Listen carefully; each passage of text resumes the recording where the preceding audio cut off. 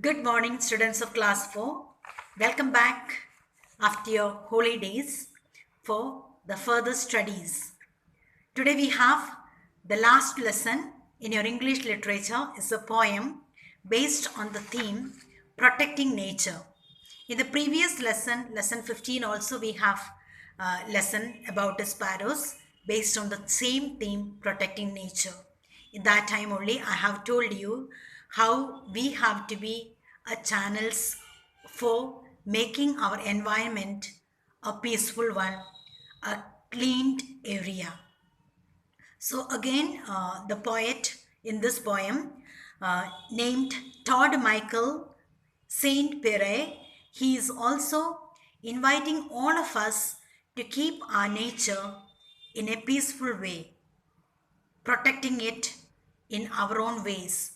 Now, in the previous lesson, Shalini was speaking about how we can protect sparrows and what, from our part, what we can do for protecting or saving the sparrows which is coming to an extent.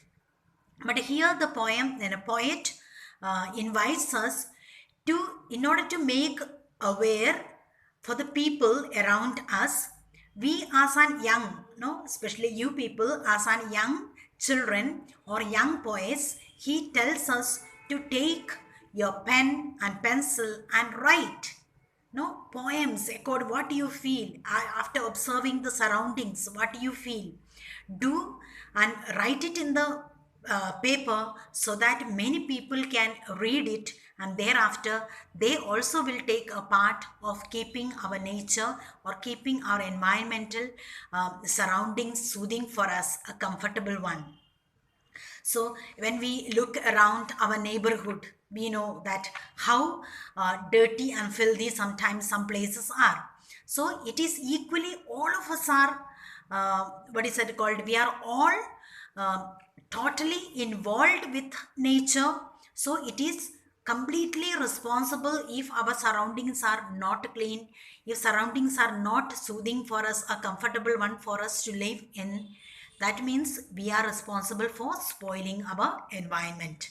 So that means we have, just like birds, animals, trees, we as a human being, we have a double responsibility of saving the nature. No, we save nature, so we save ourselves. So the poet tells us, do you find more trees around you, surroundings your around your place? Or do you find cleanliness?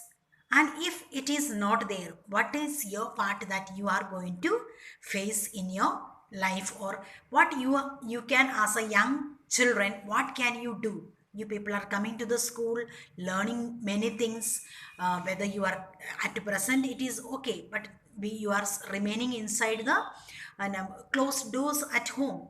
But we need nature so that we live long.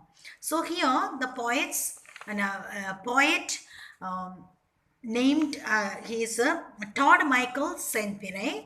He tells us he calls for young poets, that is the young generation, to be a champions of nature, to become very expert, to get involved with the nature which is fast disappearing. No, most of the things from the nature, sometimes 1 year back we saw the surroundings with full of trees, and now it is not there, means it is cut down and made bungalows and all. No, like a previous lesson we learned, tall buildings they are people are making, means we are harming ourselves. It also asks young poets to take up the cause of speaking for nature in their poems. Means for the nature cannot speak by itself, so we become the channel for the nature to speak through our words. This poem has a list of animals and birds, jungles and things for which the speaker of the poem encourages young poets to take up their pen and write for. Means they, by remaining in their places, they express their what is that called, they cannot help it. So it is our duty. We are human beings with all five senses. God has gifted us with the senses. We can speak, we have the language. So asking us to write down and be speaking for the nature. The poem ends stating that words have power and carefully writing about nature it can be saved. Means to say our words have such a power. No, a person and even if you don't express yourself in our own physical way, but through the words it is so powerful it can change the lives of the people those who are not having any interest in saving nature. With our words, with our poem, by reading it, they can also become part of become saving our nature.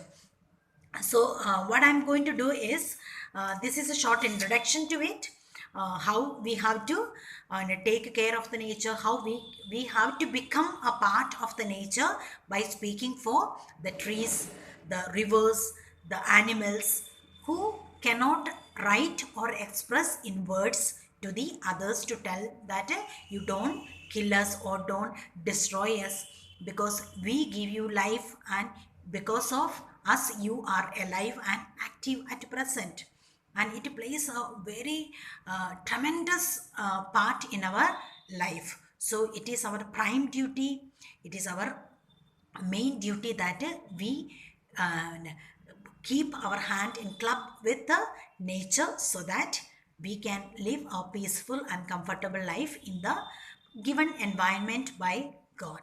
So the poem is addressed to all of us, no, especially the young poets like you people, because you are growing. After some years you will become great people. So if you have the seed in your heart and mind, you will take a step forward to bring our some changes in the nature, who are urged to be the voice of nature. No, the poet very clearly says, you young poets, you young people are the voice of nature.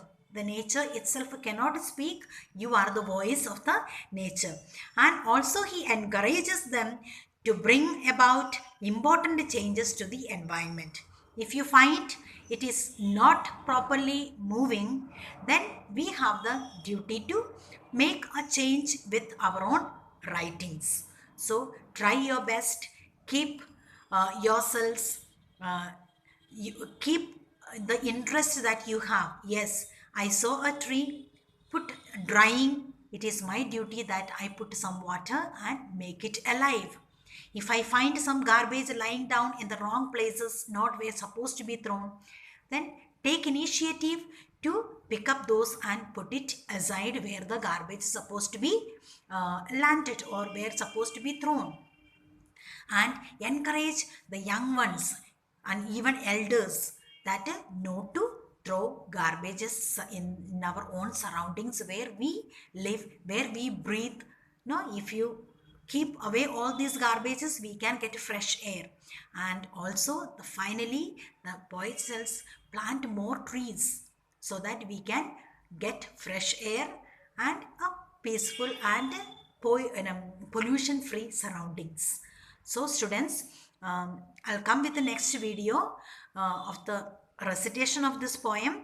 Then we'll have the explanation line by line. So please keep reading this lesson, lesson 16, Young Poets. So I'll be back with the recitation of the poem first, then thereafter the explanation. Thank you.